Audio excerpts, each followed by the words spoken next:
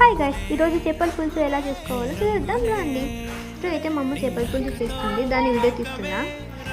First of all oil 4 spoons వేసుకోవాలి. దాని తర్వాత కరివేపాకు, జీలకర్ర, ఆవాలు వేసుకోవాలి. ఇక్కడేమో మా అమ్మ కొత్తిమీర మసాలా వేసేస్తుంది.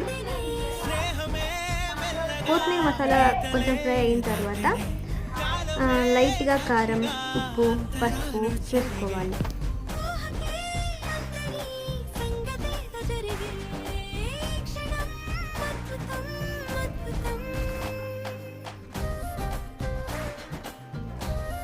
అది కొంచెం ఉడికిన తర్వాత చింతపండు పులుసు వేసుకోవాలి.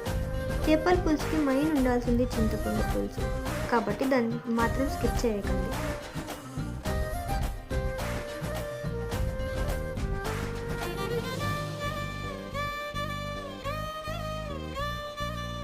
ఇక్కడ మా అమ్మ చింతపండు పులుసు వేస్తుంది ఫ్రెండ్స్.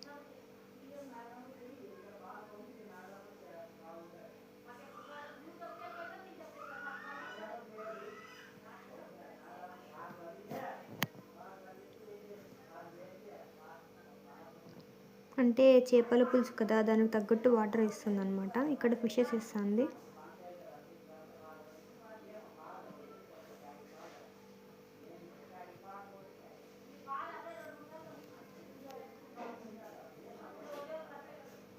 మేమైతే 6 మెంబర్స్ ఉంటాం కాబట్టి కొంచెం కర్రీ ఎక్కువగానే వండుతుంది.